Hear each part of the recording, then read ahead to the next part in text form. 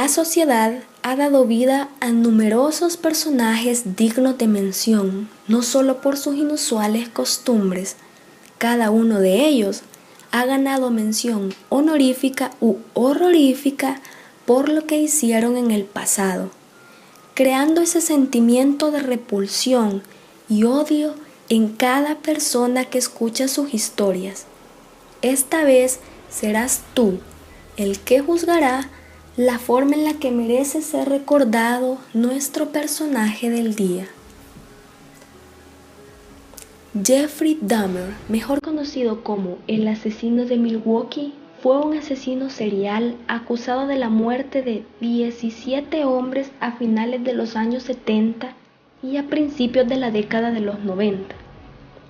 A diferencia de otros psicópatas criminales que sufrieron en su infancia diferentes tipos de abusos que más adelante serían los posibles culpables de su locura, Jeff fue un niño amado por sus padres, los cuales, con el propósito de darle una vida feliz a su hijo, compraron una casa en Ohio.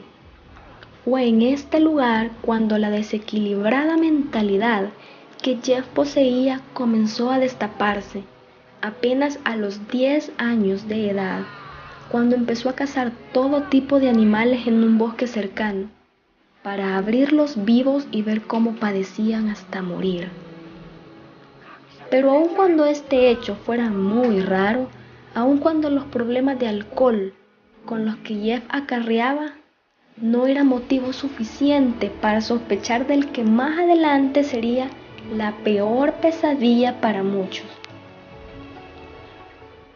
Fue el 25 de septiembre de 1978 cuando lo verdaderamente preocupante comenzó. Al mudarse a un departamento de Milwaukee, el día siguiente le ofreció $50 a un joven de 13 años de edad para posar para unas fotografías. Inocentemente, el chico aceptó, pero lo que éste no sabía era que acababa de cometer el peor error de su vida. Cuando Jeff se vio solo con él, lo drogó y abusó de él. Los padres del joven pusieron una denuncia en contra de Jeff y fue encontrado culpable, por lo que estuvo 10 meses en prisión. En julio del mismo año encontró a Steven Hicks pidiendo un aventón en la carretera. Este amablemente lo subió al carro y lo llevó a su casa. Hicks comenzó a desconfiar del comportamiento de Jeff cuando éste quiso irse. Jeff enloqueció y lo golpeó en la cabeza con una pesa. Luego lo estranguló y lo desmembró. Puso los restos en una bolsa plástica y los metió al auto con la intención de tirarlos en el barranco. Pero a mitad del camino la policía lo detuvo. Al ver las bolsas le preguntaron, pero Jeff astutamente les contestó que solo era basura, y los policías le creyeron y lo dejaron ir. Aturdido por lo sucedido y sin creer la suerte tan grande con la que cargaba, regresó a su casa con el cadáver y lo llevó al sótano, a excepción de la cabeza, la cual lavó muy bien y la apoyó en el suelo para masturbarse. Luego de eso, la llevó con el resto del cuerpo y guardó los restos en una de las tuberías de la casa.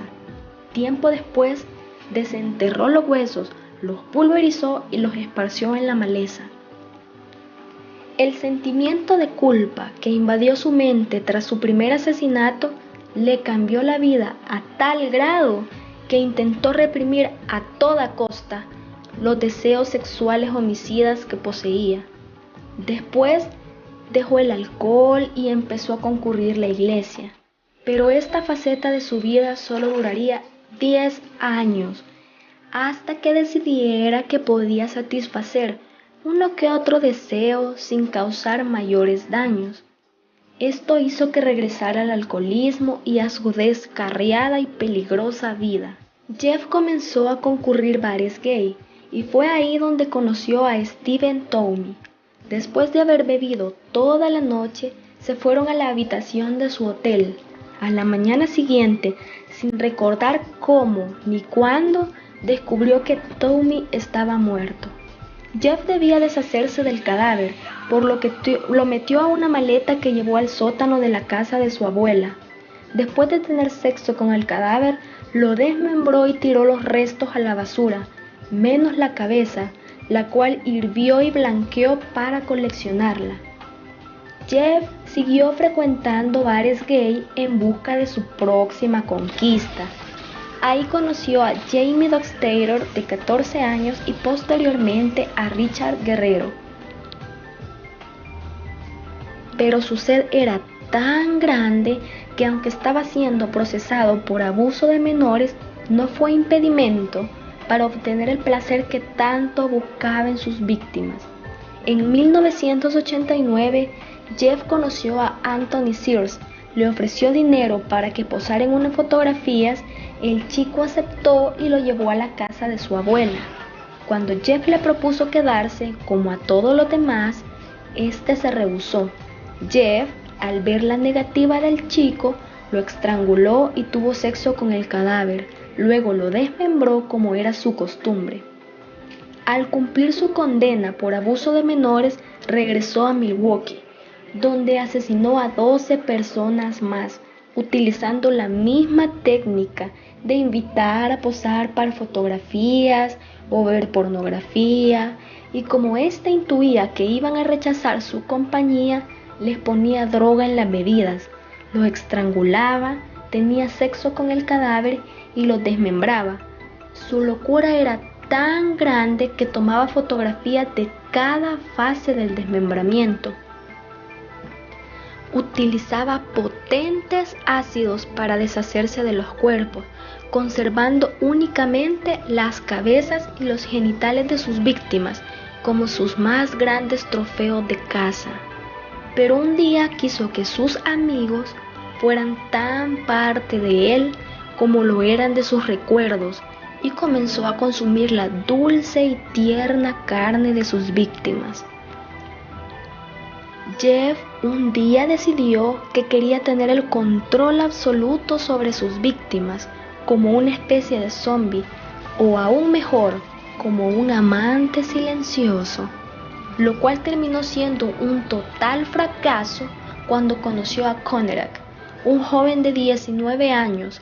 Lo llevó a su apartamento, donde le agujereó la cabeza para inyectarle ácido. El chico logró escapar cuando Jeff salió de casa. Como Conerak estaba tan aturdido por el macabro experimento que Jeff había practicado hace unas horas con él, no pudo hablar, y fue entonces cuando Jeff se aprovechó de la situación. Le aseguró a la policía que solo se trataba de su amante alcoholizado y enojado. La policía ingenuamente creyó la historia y se marchó sin hacer mayores preguntas. En 1991, Tracy Edwards, quien acabaría con la repulsiva mente de Jeff, logró escapar de la casa, aún estando esposado. La policía se percató de lo sucedido y fueron a investigar al departamento de Jeff. Al revisar la habitación, se llevaron la peor sorpresa de sus vidas, cuando encontraron fotografías de cadáveres, las paredes ensangrentadas que despedían ese putrefacto olor a muerte, cuerpos mutilados, 7 cráneos, 3 cabezas en el congelador y demás restos humanos. Al inicio su juicio giró alrededor de posibles problemas mentales, por lo que iba a ser condenado a una cárcel especial para enfermos.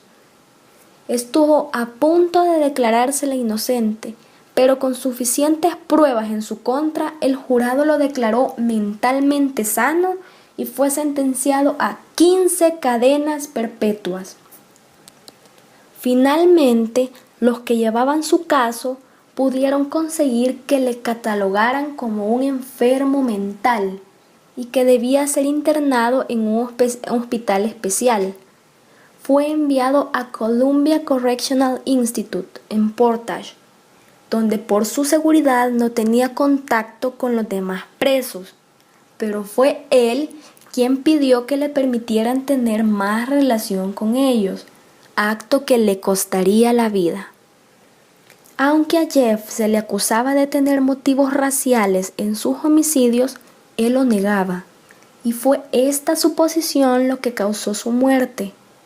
El 28 de noviembre de 1994, mientras Jeff realizaba actividades de limpieza, Christopher Scarver, un esquizofrénico afroamericano quien cumplía una condena en el mismo instituto, asesinó a Jeff, provocándole un trauma craneal al golpearlo con una barra de metal de la sala de pesas, terminando así con el asesino de Milwaukee. Si te gustó la historia de Jeff, dale manita arriba y no olvides suscribirte a este canal. Adiós.